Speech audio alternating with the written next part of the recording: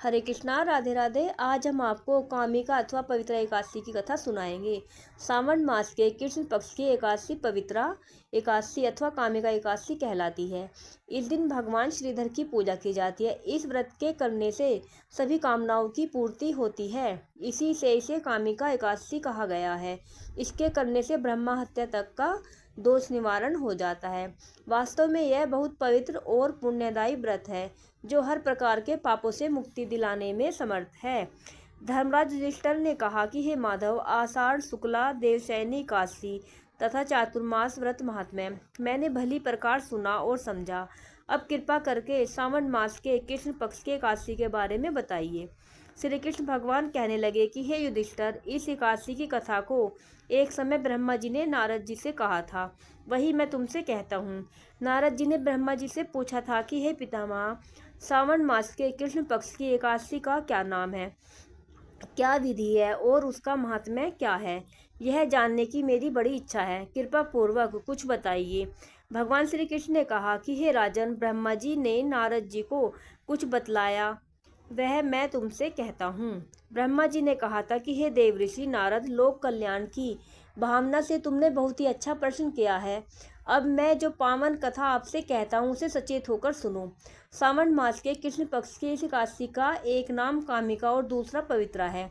इस एकादशी की कथा सुनने मात्र से वाजपेय यज्ञ का फल मिलता है। इस दिन शंख चक्र गदा पद्मधारी भगवान विष्णु का पूजन होता है। इनके श्रीधर, हरि, विष्णु, माधव, मधुसूदन आदि अनेक नाम हैं।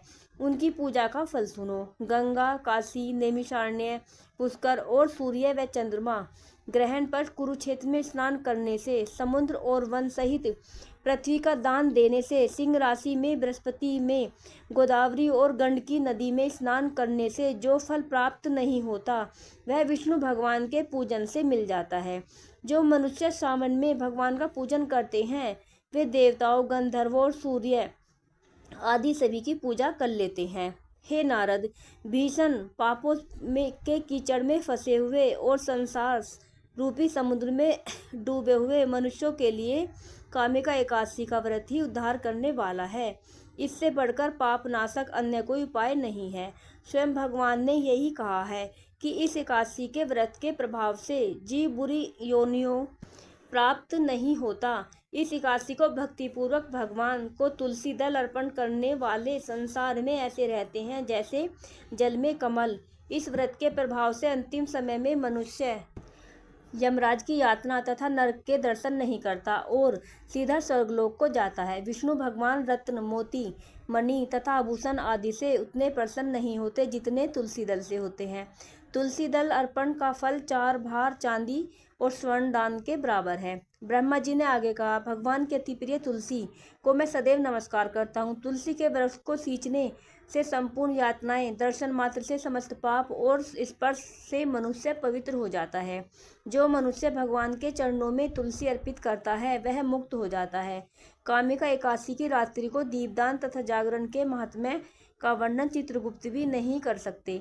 जो मनुष्य इस एकादशी को रात्रि को जागरण भगवान के मंदिर में दीप जलाते हैं और जागरण करते हैं, उनके पितर स्वर्गलोक में सुधापान करते हैं।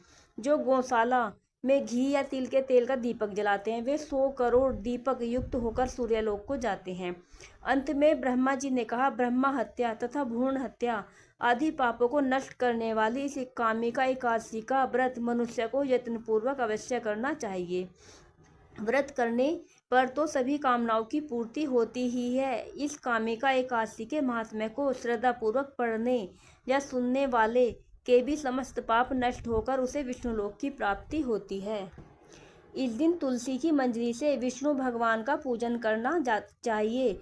इस दिन गौर दूध, गाय के दूध का सागार लेना चाहिए। राधे राधे। बोलो एकादशी मैया की जय।